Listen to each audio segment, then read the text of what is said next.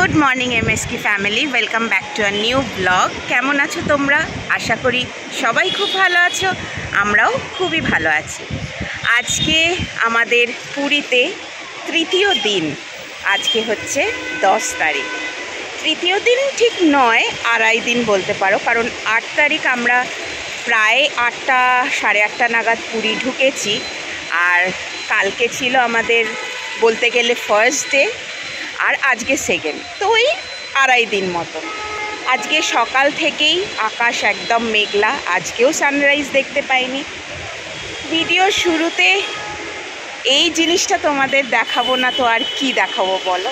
যত সমুদ্রের ধারেই যাই না কেন, পুরীর সমুদ্রের এই রূপ আমি তো আর অন্য কোথাও পাইনি। তোমরা যদি অন্য কোথাও এই রূপ সমুদ্রের দেখে থাকো, আমাকে কিন্তু অবশ্যই কমেন্ট করে জানাবে।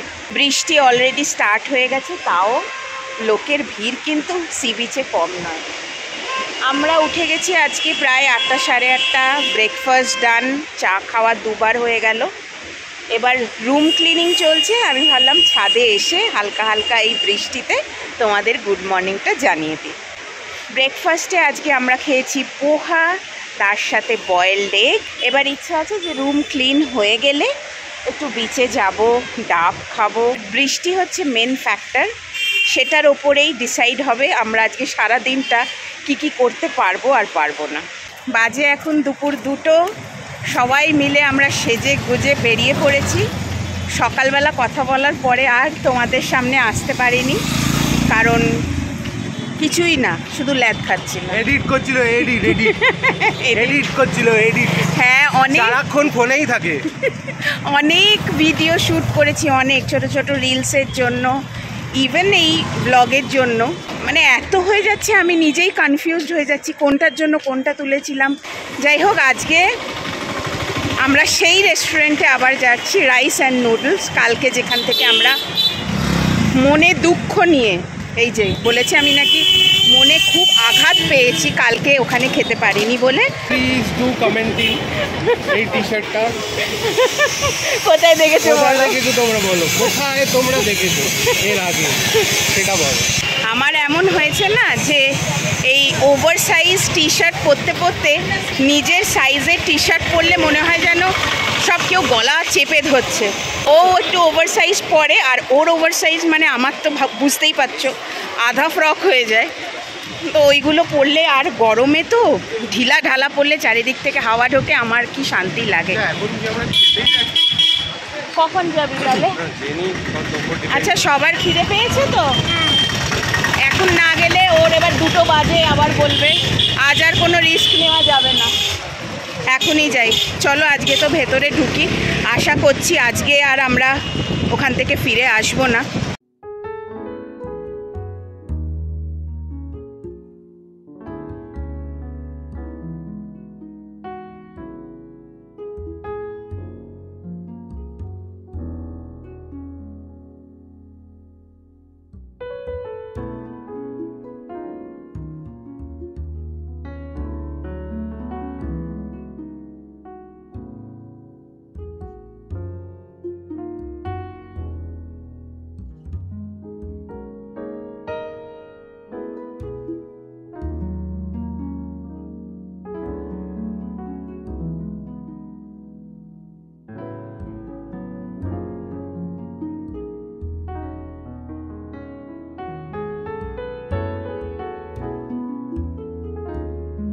লাঞ্চ ডান। এখন আমরা সি বিচ দিয়ে হেঁটে হেঁটে ফিরছিলাম আমাদের হোটেল, আর অলমোস্ট হোটেলের কাছে এসে দেখলাম সারি দিয়ে চেয়ার রাখা এবং সেগুলো ফাঁকাও। দেখেই মৈনাক বললো, বসবি? আমি বললাম হ্যাঁ বসি। অক্সিজেন ইনহেল করছি, ভেতরটাকে পিউরিফাই করছি, আমরা পিউরিফিকেশন প্রসেসে আমরা আছি। আর পেছনের যেই দোকান, এখান থেকে এই জাস্ট খাওয়া দাওয়া করে আসার পরেই মৈনাক ব্ল্যাক কফি অর্ডার করেছে। আমাকে বললো খাবি? আমার তো খাওয়ার কোনো বিষয়তেই না নেই। হ্যাঁ খাবো। মা খাবে ডাব, আমরা খাবো ব্ল্যাক কফি।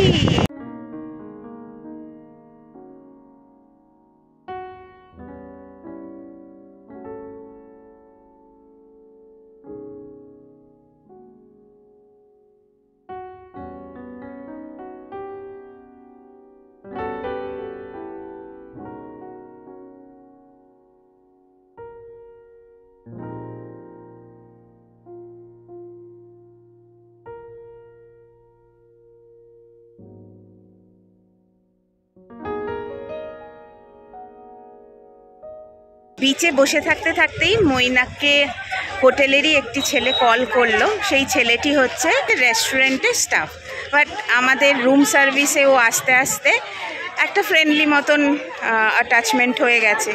তা বললো যে 5টার সময় চলে আসো, ধ্বজা চেঞ্জ যেটা হবে সেটা দেখতে পাবে, কারণ ওর বাড়ি একদমই মন্দিরের পাশে। তো বললো আজকে 5টা থেকে 5:30টার মধ্যে হবে। তো আমরা দৌড়াতে দৌড়াতে হোটেল গেলাম, হাত পা ধুলাম, জামা কাপড় চেঞ্জ করলাম, খেয়েছি ওই সব জামা কাপড় পরে।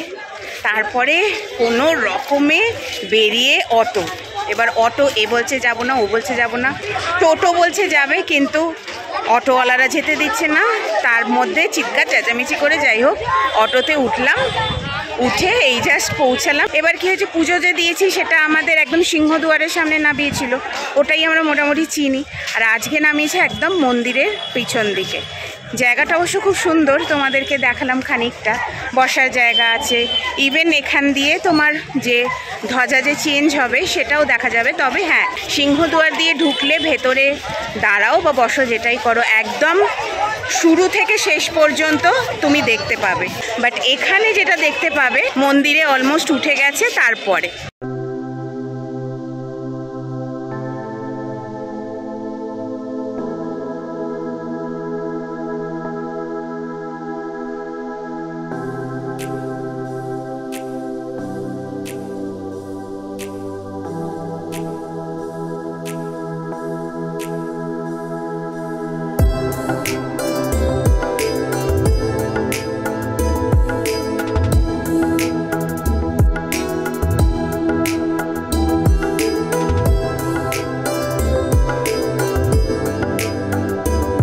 কেমন লাগলো তোমাদের এই ধ্বজা উত্তোলনটা, যেটা আমি নিজের স্বচক্ষে দেখলাম? গায়ে কাঁটা দিচ্ছিল, যতবারই দেখি ততবারই সেমই ফিলিং হয়। তারপর ওখান থেকে গেলাম আমরা গুন্ডিজা মন্দিরে, তোমাদের সাথে একটু শেয়ারও করলাম।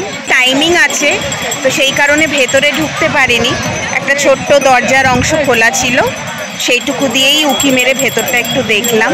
আর এবারের রথযাত্রায়, মানে উল্টো রথের দিন, গুন্ডিজা থেকে মহাপ্রভুর নিজের জগন্নাথ মন্দিরে ফেরার সময় বলভদ্র যে পড়ে গেছিলেন, সেটা কোথায় পড়ে গেছিলেন সেই জায়গাটাও দেখলাম। ওনার কৃপা, ওনার সব কিছু আমাদের সবার ওপরে। গুন্ডিজা মন্দিরটা দেখে ভীষণ ভালো লাগলো। ওটাকে বলা হয় বৃন্দাবন, আর জগন্নাথ ধাম পুরী এটাকে বলা হয় নীলাচল। বলে নাকি নীলাচলে জগন্নাথ ধামে জগন্নাথ দেবের দর্শন করলে যতটা পুণ্য হয়, তার চেয়ে শতগুণ পুণ্য বেশি হয় নাকি গুন্ডিজা মন্দির দর্শন করলে। সত্যি মিথ্যে ঠিক ভুল জানি না, নিজের ইচ্ছা ছিল যে একবার দর্শন করব, সেই কারণেই যাওয়া। এখন ওখান থেকে এসে আমরা আবার বিচে চলে এসেছি ইভিনিং টি আর স্মল ভুকের জন্য কিছু হালকা ফুলকা খাবার। এর মাঝে গেছিলাম হোটেল ফর 5-10 মিনিটস, গিয়ে একটু ফ্রেশ হলাম, তারপরে রাতের ডিনারটা অর্ডার করে দিলাম, আর একটু কিছু স্ন্যাক্স জাতীয় জিনিস অর্ডার করলাম। ব্যাস এই তো, আজকে আমাদের দিনটা অলমোস্ট শেষেরই পথে। কালকে আর একটা দিন আমাদের হাতে আছে। রাত্রের খাবারের কিছুটা অংশ চলে এসছে, যার ভেতরে এখানে আছে ললিপপ, এখানে আছে half chicken tandoori, cucumber salad, and this is fish tikka. বাকি আরও দুটো জিনিস আসবে, সেটা আসলে তোমাদেরকে অবশ্যই দেখাবো। বাকি রাতের ডিনারে এটা হচ্ছে হংকং রাইস, আর এখানে আছে রেড পেপার প্রন। আজকের দিনটাও শেষ হতে চললো, এখন বাজে প্রায় 11:15। এবার ঘুমাতে চলে যাব, আর কি আছে, আর তো কিছু কাজ নেই। ব্যাস আমাদের ঘোরা প্রায় শেষই হতে চললো, আর একটা দিন কালকে। পুরীতে এসেছি সশরীরে ওনাকে শেষবারের মতন এবারের জন্য দর্শন করে বাড়ি ফিরবো, যাতে আমাদের বাড়ি ফেরার যাত্রাটাও শুভ হয়। দেখা হবে আবার পরবর্তী একটা নতুন ব্লগ নিয়ে তোমাদের সাথে। Till then take care, bye by.